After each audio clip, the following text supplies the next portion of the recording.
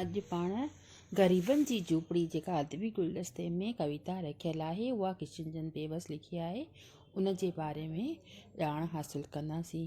इन में किशनचंद बेवस जे बारे में ॿुधायो वियो आहे त श्री किशनचंद बेवस खत्री हिन जो उपनाम जेको हो उहो बेवस हो। 1885 ईस्वीअ में हिन जो जनमु थियो ऐं 1947 ईस्वीअ में देह त्यागी।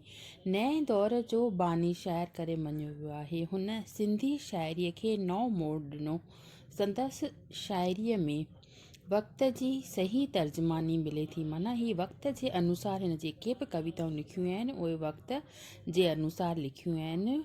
हू सिंधीअ जो पहिरियों शाइर आहे। ज़िंदगीअ जे मुख़्तलिफ़ मसइलनि, मुख़्तलिफ़ माना अलॻि अलॻि मसइलनि माना पहलुनि खे पंहिंजे शाइरीअ जो आधार बणाए हुन ज़िंदगीअ जे जुदा जुदा पहलुनि ते आशावादी नज़रिए सां लिखियो आहे। माना ही जेको कवि आहे उहो आशावादी आहे। संदसि ख़्यालनि में ताज़गी ऐं नवाइश आहे। हू उनखे तव्हां ॿुधो हूंदो त सचल शाह ऐं सामी जेके हुआ उहे पहिरें जे दौर जा हुआ ऐं ही जेको आहे इहो नए दौर जो बानी करे हिनखे कोठियो वियो आहे, छो जो हिन ज़िंदगीअ जे जुदा जुदा पहलुनि खे आशावादी नज़रिए सां लिखियो आहे।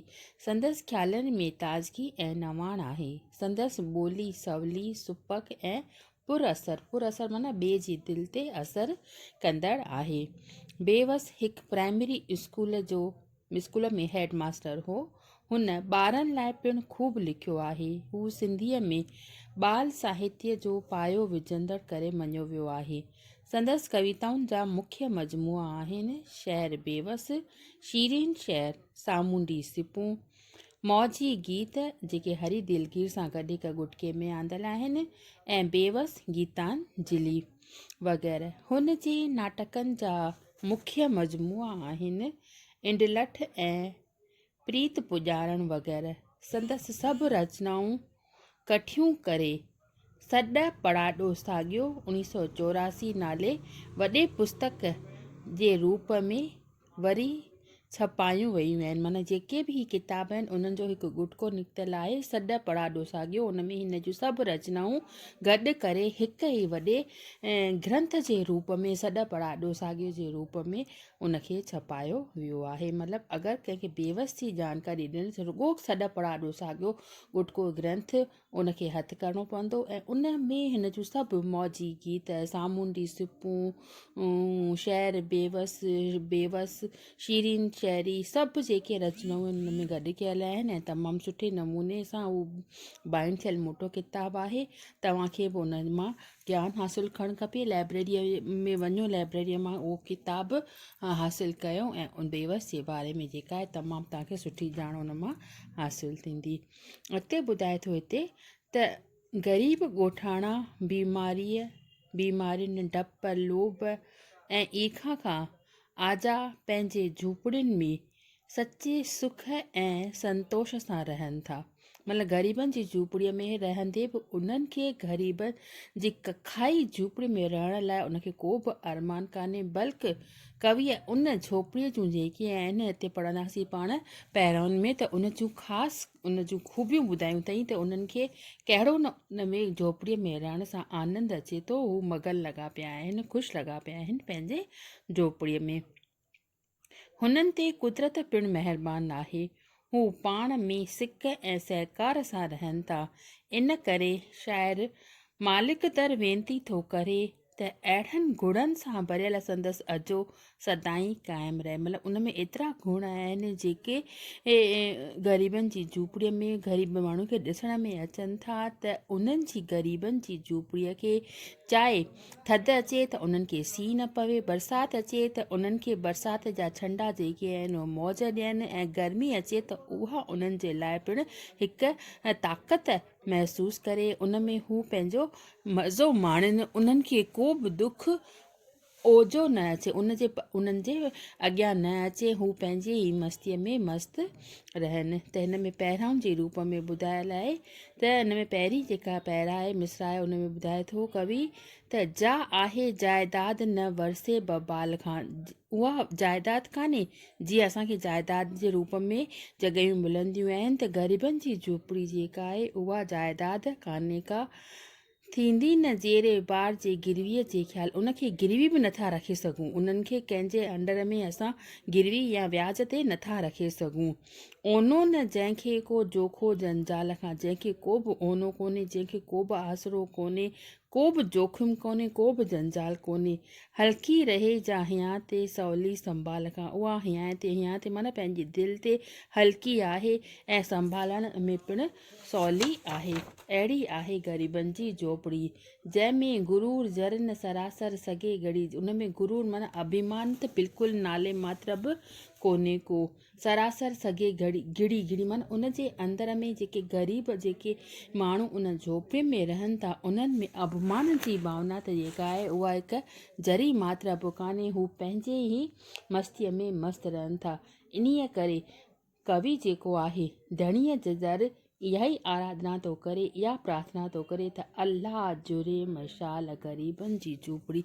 अल्लाह माना हिकु जेको उन में दुख भरियो अहसासु आहे, असां आह भरींदा आहियूं न, हा, इन करे ग़रीबनि जे लाइ महिर करण जे लाइ चए थो त उन्हनि जी ग़रीबनि जी झोपड़ी जेके पंहिंजे ई मस्तीअ में मस्तु लॻा पिया आहिनि, उन्हनि खे आनंदु अचे थो त चाहे सीउ पवे, चाहे उस अचे, चाहे बरसाति पवे, उन्हनि जी झोपड़ीअ खे को बि जोखिम न अचे, को बि ईज़ा न अचे। उन्हनि जी झोपड़ी जेका आहे उहा हमेशह सलामत रहे। ॿी पैरा आहे हिन में त जा वह वञे थी चीज़ कंहिं नाज़ुक नफ़ीस खां। वह वञे थी माना परे भॼे थी। उन में नाज़ुक नफ़ीस माना जेके तमामु जेके डेलिकेट जेके थींदियूं आहिनि न शयूं, उहे उन जे अंदरि गिड़ी नथियूं सघनि। नाज़ुक शयूं उन जे अंदरि गिड़ी नथियूं सघनि, नफ़ीस शयूं उन जे अंदरि गिड़ी नथियूं सघनि। उहा बिल्कुलु ई अडोल आहे, उहा कामयाबु बीठी आहे ऐं हमेशह बीठी रहे। आजी रहे जा ऊच गुज़ारे जे रीस खां। ऊचा माण्हू जेके वॾा माण्हू आहिनि, जेके तमामु सुठनि खाधनि ते हिरियल आहिनि, उहे उन्हनि सां ग़रीब माण्हू जेके आहिनि रीस कॾहिं बि कान कनि था, हसद या उन्हनि तां हू कॾहिं बि पंहिंजो पाण खे भेट न कंदा आहिनि। ऐं गुज़ारे जे रीस खां मतिलबु छा आहे त आजी रहे जा ऊच गुज़ारे जे जेके उच माण्हू आहिनि, जेको पंहिंजे गुज़ारो ऐश इशरत जे सामाननि ते गुज़ारनि था, उन्हनि तां ग़रीब माण्हू कॾहिं बि ईर्षा हसद रीस साड़ पच जी भावना पंहिंजे मन में न रखंदा आहिनि।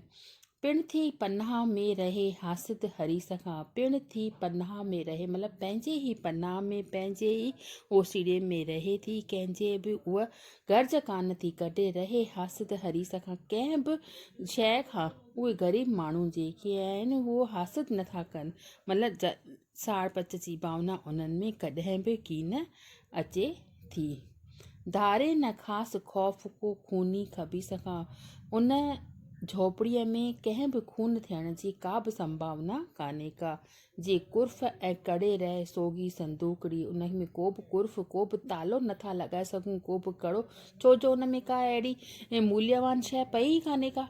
ग़रीब माण्हू 2 रोटी खाइनि ऐं 2 रोटी पचाए खाइनि, सुबुह जो उथनि त वरी कमाइनि ऐं वापसि 2 रोटी खाई करे पंहिंजे सॼे ॾींहं जो गुज़ारो कनि। उन्हनि खे न जाइदाद आहे, न का क़ीमती शइ आहे, उन्हनि खे कंहिंजो बि डपु डाव कान्हे को। उहे जेके आहिनि पंहिंजे ई मस्तीअ में मस्तु आहिनि। त धणीअ जे दर कवि बार बार प्रार्थना थो करे त अल्लाह अहिड़नि ग़रीबनि खे हमेशह आबाद रख, उन्हनि जी झोपड़ीअ खे कॾहिं बि को ईज़ा न अचे, कॾहिं बि उन्हनि जी झोपड़ी जेका आहे उहा झले न। नेक्स्ट आहे छांगे छनो अॼाऊं को लामुन लखनि मंझा। उन्हनि छनो माना पंहिंजो जेको आधार आहे ऐं झंगल जा जेके कख पन थींदा आहिनि, उन्हनि खे ॻोल्हे ॻोल्हे करे पंहिंजो उन्हनि अॾो अॾियो आहे। सादो अजो सटियाऊं पुराणनि पखनि मंझा। सादो simple living and high thinking, तव्हां ॿुधो हूंदो त जेके आहिनि उहे ज़िंदगी जेका आहिनि सादे नमूने गुज़ारींदा आहिनि, पर उन्हनि जा वीचार जेके आहिनि उहे ऊचा आहिनि, उहे उन ई मस्तीअ में मस्तु आहिनि। सादो अजो सिटियाऊं पुराणनि पखनि मञा। उन्हनि सादो बिल्कुलु पुराणो अॾो अजो आहे। झंगल जे वणनि टिणनि पननि कखनि खे गॾु करे सिंपल झोपड़ी अॾी आहे। काॾो कढियाऊं कड़ब जे काननि। कड़ब जो जेको आहे उहो क़िस्म थींदो आहे कखनि जो, उन्हनि खे खणी करे अची करे उन्हनि कखनि पननि मञा पंहिंजी झोपड़ी अॾी अथऊं।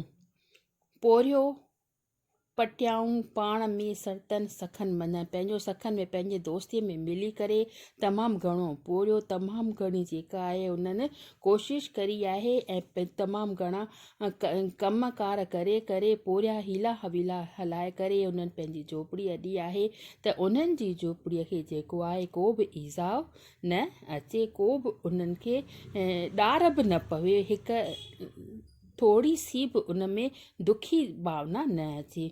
मुफ़्ती मदद ते आया मची मुड़स थी मिड़ी। मुफ़्ती मतिलबु उन्हनि खे अगरि मदद जे लाइ असां सॾु कंदासीं त उहो हिकु पल में अची वेंदा आहिनि। उन्हनि जी दिलि एतिरी त वॾी थींदी आहे त अहिड़नि सबाजनि ग़रीबनि जी झोपड़ीअ खे कॾहिं बि जेको आहे तूं उन्हनि खे ढाइजा न। अलाह झुरे झुरे माना कॾहिं बि उन्हनि जी झोपड़ी जेका आहे उहा पट ते न पवे, उन में थोरो बि ईज़ा न अचे। उन्हनि जी झोपड़ियूं जेके आहिनि हमेशह कामयाबु रहनि। उहे ग़रीब जेके इंसान आहिनि ग़रीबनि जी झोपड़ीअ में ख़ुशि रहनि, हमेशह आबाद रहनि। इहा ई कामना बार बार करे करे कवि वर वर ॾेई करे इहा ई ॻाल्हि चई रहियो आहे त ग़रीबनि जी झोपड़ीअ खे को बि ईज़ाउ न अचे, को बि दुख उन्हनि जे मन ते न पवे। त इहे थियूं टे पहिरां। अञा हिन में पहिरां बाक़ी आहिनि, उहे पाण सुभाणे कंदासीं।